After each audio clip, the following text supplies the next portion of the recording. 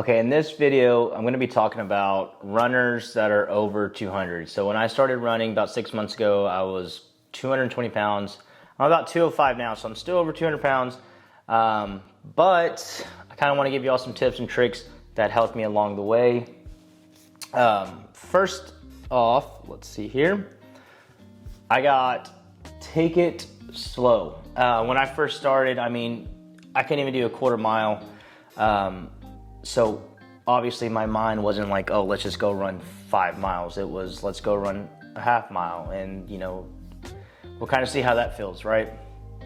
So just take it step by step, work yourself up, quarter mile, and then rest, maybe a half mile next time, get to a mile, rest, and then just do like 1 mile for a couple sessions, and then get into like, okay, let's see what a mile and a half sounds like, So take it very, very slow. Listen to your body. The biggest tip to start out with, the one that helped me the most was the shoes that I was wearing. Take it very seriously, the type of shoes that you wear. Go to a foot store that takes scans of your feet and they know what they're talking about, and get you a pair of shoes that actually are meant for your type of feet, like high arch, mid arch, stuff like that. When I first started, I couldn't get past a quarter mile. My back was inflamed. My shins felt like they were on fire.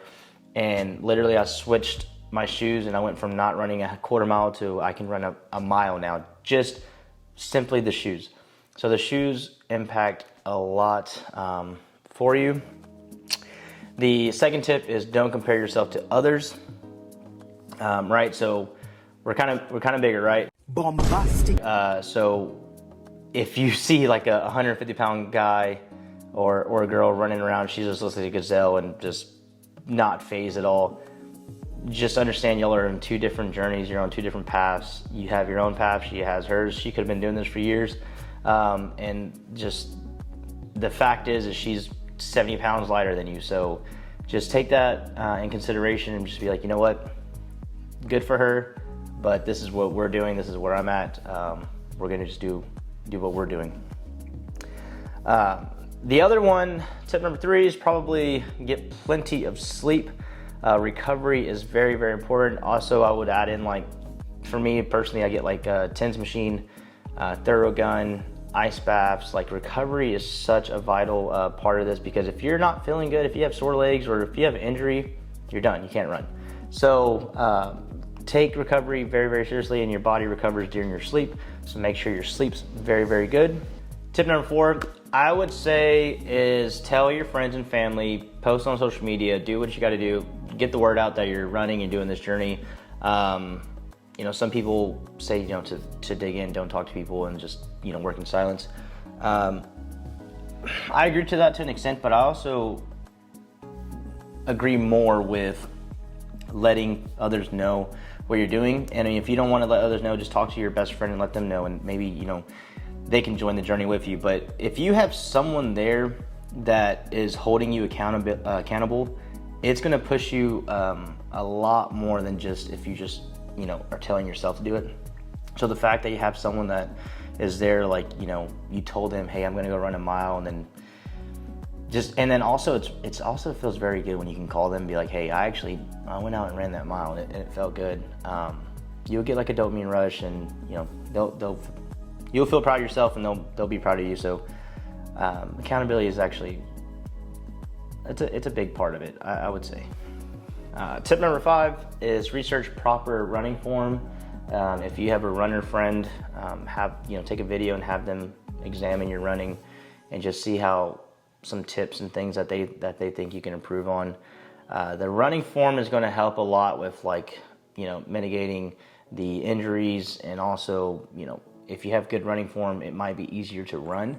So I would take some time to research on actually learning how to run. Tip number 6, invest in yourself. This is the fun one. This is probably one of my favorite ones.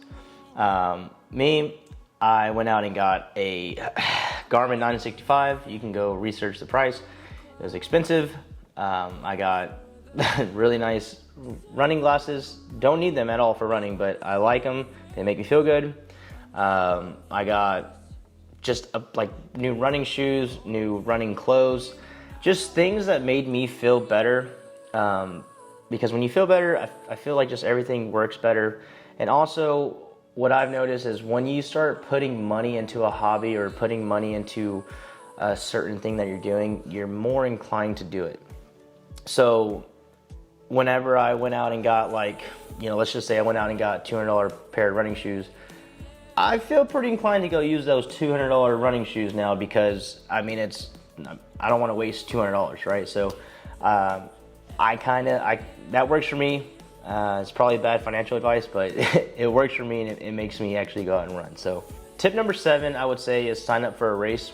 When you sign up for a race and you make a plan and you follow the plan, now you have something that you can actually go out and put, okay, you can structure a week plan and be like, hey, this day, and start small. My first one, it took me 4 weeks to go train for a 5K. So start small, build up to a mile, build up to 2 miles, and then, build up to 2.5, and then finally you got your race day, right? But when you have a plan, I feel like it's more structured, and you're more inclined to actually hit those runs and hit your date.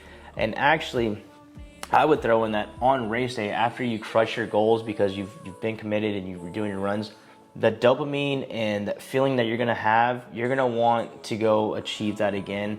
I see it all the time with all my friends, including me. Once you hit the 5K, boom, 10K. What's next? Okay, I already ran 6 miles.